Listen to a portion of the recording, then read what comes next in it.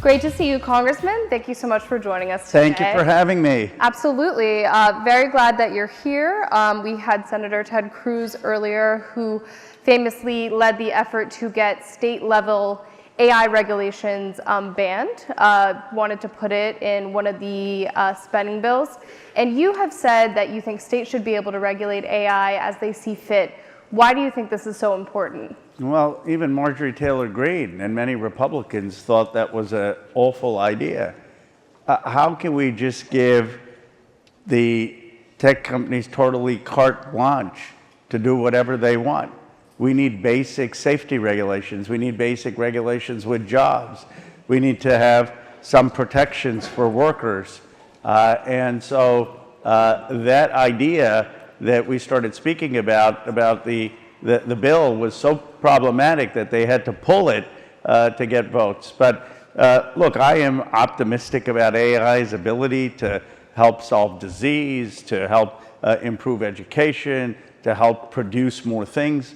But just like electricity, just like any technology, it has to be done with safeguards and regulations, and it has to be done in a way that isn't going to deeply exacerbate the economic divides in this country.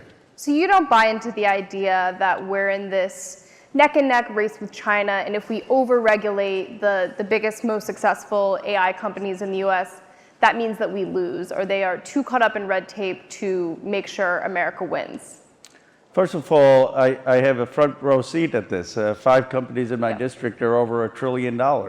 The challenge has not been over-regulation. The challenge has been actually that we have no framework, no regulation, no sense about preparing for the kind of job loss that we may face. Youth unemployment is at 12%. What is the plan in terms of the jobs for people who are entering after college? We have no thought about labeling AI-generated content online and social media. I mean, we're just talking about the radicalization of young people and no framework in terms of that. I have confidence that we can have a thoughtful regulatory framework and still lead in innovation.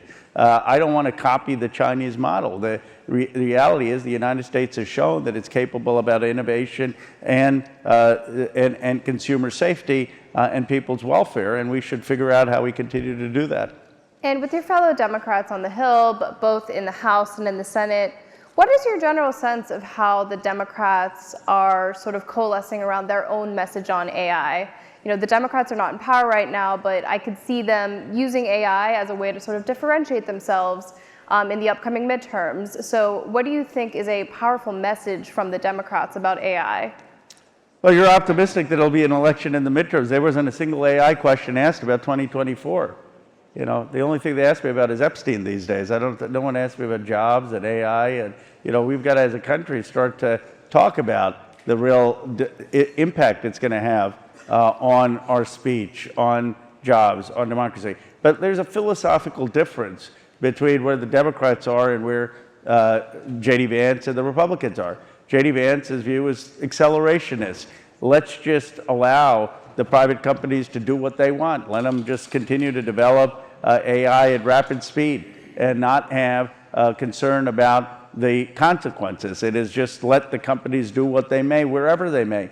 My view is that if we continue that, Silicon Valley will do fine. My district will do fine. They're intent on rewarding my district. They give the tax breaks to my district. They deregulate for my district. All of my district is singing their praises with Trump. And if Donald Trump wanted to, instead of having a campaign of helping the forgotten Americans, help the forgotten Silicon Valley billionaires, he's succeeding. He's doing great for my district. But the reality is my district will do fine regardless of the political leadership. 5 companies over $1 trillion. East of the Mississippi, there's one, J.P. Morgan, that's $800 billion, not a single $1 trillion company. I said to Jensen, you're so successful, you're creating other $1 trillion companies like Broadcom, which is supply to Jensen. And they're going to make trillions more. The question isn't, is Silicon Valley going to do well? Is AI going to develop? The question is, what about everybody else? And the Democrats should say, our vision is AI that actually helps tackle the economic divides, where 70% of Americans don't think the American dream is alive, where they don't think their kids are going to have a good paying job, where they've seen regions hollowed out. How are we going to use AI in a way that's actually going to create jobs for people in communities that don't have them? I believe we need a future workforce administration to hire young people. I believe we need 1,000 trade schools across this country. I believe we need AI academies and AI literacy across this country. Our job as politicians should be to make sure that the AI future is one that has the economic security of every family and every community. And that's fundamentally the difference, the age-old difference between deregulation, laissez-faire, let the markets do whatever they want, and guiding the markets to care about the public good and the good of working and middle-class families. Mm-hmm. And we're talking about state-level legislation. SB 53 just passed both chambers in the California legislature. Do you think that Gavin Newsom will sign it? Now tell me the details of that state bill. I have not followed all the state, there's so many state legislators. Transparency requirements. I think that probably will, from what I remember, if that's the Josh Becker bill. But, you know, I think labeling AI as AI seems basic. I mean, two basic reforms we can make is get the bots off social media. I mean, most of the hate, the terrible content on social media is bots. Elon Musk, when he took over X, he said, I'm going to get rid of the bots. What happened? You know, what happened, Elon, to that? Because they're still filled with bots. And make sure that you have transparency on labeling AI as AI. And you have talked a lot about how the Trump administration, they're really being accelerationist about all of this. They rolled out the AI Action Plan, which basically aims to cut red tape and make it so these AI companies can go as fast as they can. One of the aspects of that is an executive order on ensuring AI isn't woke. So is that, in your perspective, something productive that the government should be doing? Is there even really a way? It's like a Saturday night skit. Like, how can AI be woke? I mean, who thinks of these things?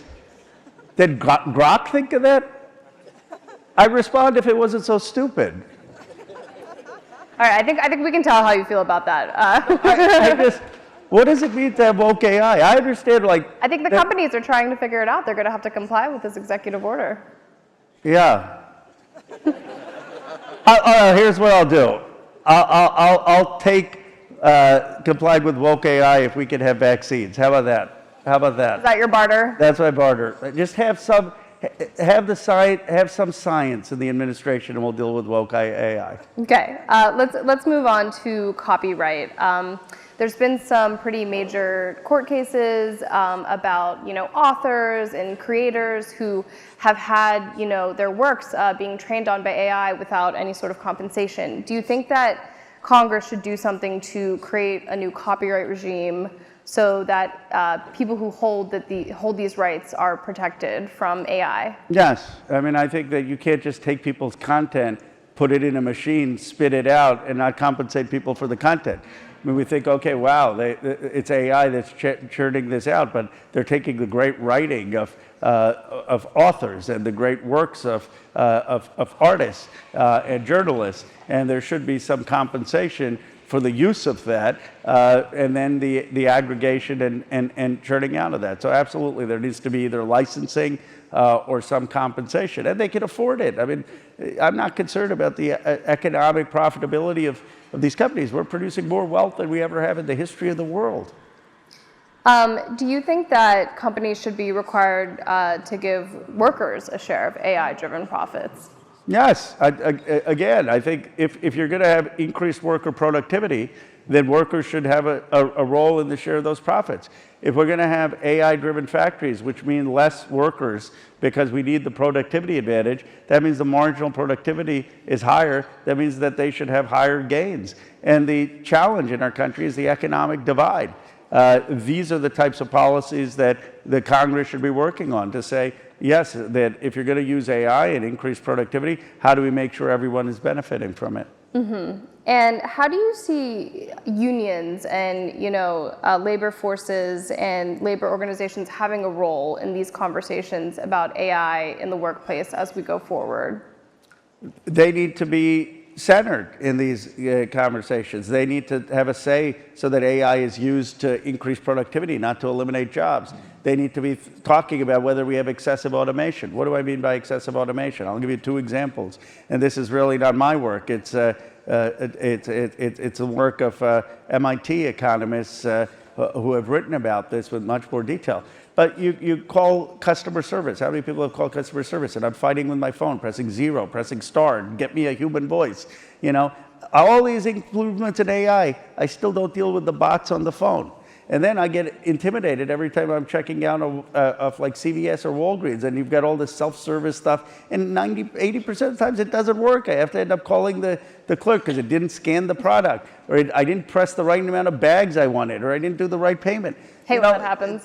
So look, this is excessive automation. I mean, and what we need is workers to be thinking about where they can use technology to improve their own productivity. So maybe you can have a customer service person now who has all the options of your flights and can be better at customer service, but don't eliminate the human from that equation. And this is something that it doesn't require just management, but workers to be part of the conversation.